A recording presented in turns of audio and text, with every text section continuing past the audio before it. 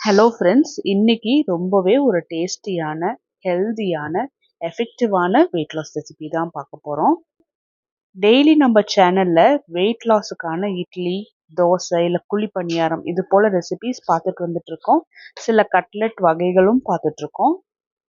இன்னைக்கு கொண்டக்கடலை வச்சு நல்ல சூப்பரான ஒரு தோசை ரெடி பண்ணிடலாம். இதுக்காக பவுலில் நான் 1 டம்ளர் கருப்பு சுண்டல் தான் எடுத்திருக்கேன். கருப்பு சுண்டலில் அதிகப்படியான proteins, fibres, iron, magnesium, potassium, zinc இருக்குது. இது வெயிட் மேனேஜ் பண்ணுறதுக்கு ரொம்பவே ஹெல்ப்ஃபுல்லாக இருக்கும். அதே டம்ளரில் 1/4 டம்ளர் வெள்ளை உளுந்து. உளுந்துலேயும் அதிகப்படியான protein, fibre, iron, calcium, magnesium இருக்குது. இது பிபியை மேனேஜ் பண்ணுறதுக்காக இருக்கட்டும், கொலஸ்ட்ரால் லெவலை கண்ட்ரோல் பண்ணுறதுக்கு, ஹார்ட் ஹெல்த்தை மெயின்டைன் பண்ணுறதுக்கு ரொம்பவே ஹெல்ப்ஃபுல்லாக இருக்கும். அதே டம்ளரில் 1/4 டம்ளர் பாசிப்பருப்பு. பாசிப்பருப்பு கேலரியில் ரொம்பவே கம்மியாக இருக்கும். அது மட்டும் இல்லாமல் புரோட்டீன் லெவல் ஜாஸ்தியாக இருக்கிறதுனால வெயிட் மேனேஜ் பண்ணுறதுக்கு ஹெல்ப்ஃபுல்லாக இருக்கும். ஃபைபர், பொட்டாசியம், மெக்னீஷியம் இருக்கிறதுனால ஹார்ட் ஹெல்த்துக்கு ரொம்பவே யூஸ்ஃபுல்லாக இருக்கும்.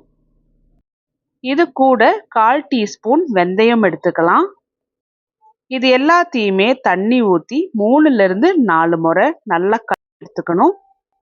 தண்ணி ஊற்றினோம் அப்படின்னா நல்லா கிளியராக இருக்கணும். அது வரைக்கும் நல்லா கழுவி எடுத்துட்டு நல்லா முங்குற அளவுக்கு தண்ணியும் ஊற்றி மூடி வச்சு ஒரு 8 மணி நேரம் நல்லா ஊற வச்சிடணும். அப்போ தான் கொண்டக்கடலைலாம் நல்லா நைஸாக அரைச்சி நம்மளால் எடுக்க முடியும். 8 மணி நேரத்துக்கு அப்புறம் பாருங்கள், எல்லாமே நல்லா முழுமையாக ஊறி வந்திருக்கு. இதை தண்ணியிலிருந்து வடித்து எடுத்து மிக்ஸி ஜாருக்கு ட்ரான்ஸ்ஃபர் பண்ணிவிட்டு தேவையான அளவுக்கு கல்லுப்பும் போட்டு கொஞ்சமாக தண்ணியும் சேர்த்து நான் நல்லா நைஸாக அரைச்சி எடுத்துகிட்டு வந்திருக்கேன். மாவு பாருங்கள் எந்த அளவுக்கு நல்லா நைஸாக இருக்குன்னு. இந்த அளவுக்கு நல்லா நைஸாக அரைச்சிட்டு வரணும். அப்போ தான் இட்லியாக இருக்கட்டும், தோசையாக இருக்கட்டும் நல்லா சாஃப்டாக ப்ளஃபியாக போட முடியும். ஒரு 8 மணி நேரம் இந்த மாவை நல்லா புளிக்க வச்சிடலாம். இதுக்கு நல்ல ஒரு காரமாக கடையில் கிடைக்கிறது போல் ஒரு சட்னி ரெடி பண்ணிடலாம். கடாயில் 1 டேபிள் ஸ்பூன் தேங்காய் எண்ணெய் ஊற்றி எண்ணெய் சூடான உடனே காரத்துக்காக நான் 2 வரமிளகா, 3 நார்மல் சைஸ் வெங்காயம், 5 பல்லு பூண்டு, ஒரு சின்ன துண்டு இஞ்சி சின்ன சின்னதாக கட் பண்ணி போட்டுக்கலாம். பச்சை மிளகா ஒரு 2, அதையுமே 2ஆக நறுக்கி போட்டு நல்லா மிதமான சூட்லேயே எண்ணெயில் நல்லா வதக்கி எடுத்துக்கலாம். எல்லாமே நல்லா வதங்கின உடனே 4 நார்மல் சைஸ் தக்காளியும் 4ஆக கட் பண்ணி போட்டு கொஞ்சமாக கல்லுப்பும் சேர்த்து நல்லா வதக்கி எடுத்துக்கலாம். தக்காளி கொஞ்சமாக நல்லா வதக்கி எடுக்கணும்.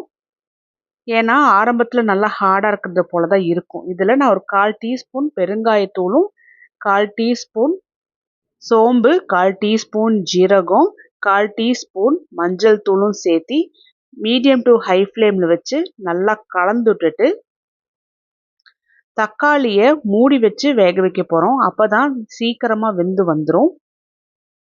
ஒரு 5லிருந்து 6 நிமிஷம் இது போல் மூடி வச்சாவே போதும். தக்காளி நல்லாவே வதங்கி வந்திருக்கும். இப்போ பார்த்தீங்கன்னா எனக்கு ஒரு 6 நிமிஷம் ஆச்சு. தக்காளி நல்லாவே வதங்கி வந்திருக்கு. இதை ஒரு முறை நல்லா கலந்துட்டுட்டு ஒரு கை நிறைச்ச கருவேப்பிலையும் புதினா இலையும் நான் சேர்த்திக்கிறேன். கருவேப்பிலை போடுறது ஆப்ஷனல் தான். நீங்கள் கருவேப்பிலை சேர்த்தும் போது முடி வளர்ச்சிக்கெல்லாம் ரொம்பவே நல்லது. அது மட்டும் இல்லாமல் கருவேப்பிலையில் அயர்ன் ஜாஸ்தியாக இருக்குது. முடிஞ்ச அளவுக்கு உணவில் இது போல் சேர்த்திக்கலாம். ஏன்னா நம்ம அரைச்சிருவோம் இல்லையா, அதனால சாப்பிட்றது தெரியாது. இப்போது இந்த புதினாவும் கருவேப்பிலையும் நல்லாவே வதங்கி வந்திருக்கு. இதை ஒரு முறை நல்லா கலந்துட்டுட்டு ஆற வச்சுருவோம். இப்போ நம்ம வதக்கி வச்சுருக்கிற வெங்காயம், தக்காளி எல்லாமே நல்லா முழுமையாக ஆறி வந்திருக்கு. இதை மிக்ஸி ஜாருக்கு ட்ரான்ஸ்ஃபர் பண்ணிவிட்டு தேவையான அளவுக்கு தண்ணியும் சேர்த்து நல்லா அரைச்சி எடுத்துகிட்டு வந்துடுவோம். மிக்ஸி ஜாரில் ஒரு 1/2 டம்ளர் அளவுக்கு தண்ணி சேர்த்து நான் அதையுமே இது போல் சட்னியில் ஊற்றிடுறேன். தள்ளு வண்டியில் கிடைக்கிற சட்னி போல் இது நல்ல டேஸ்ட்டாக இருக்கும். தாளிக்கணுங்கிற அவசியம் இல்லை. சட்னியோட கன்சிஸ்டன்சி பாருங்கள், கெட்டியாக இல்லாமல் கொஞ்சம் தண்ணியாக தான் இருக்கும். கொஞ்சம் நல்லா உரப்பாக நல்லாயிருக்கும். 8 மணி நேரத்துக்கு அப்புறம் மாவுமே பார்த்தோம்னா நல்லா புளிச்சு வந்திருக்கு. கொண்டக்கடலை சாப்பிடும்போது ரொம்ப வயிறு அடைச்சது போல் இருக்கும்.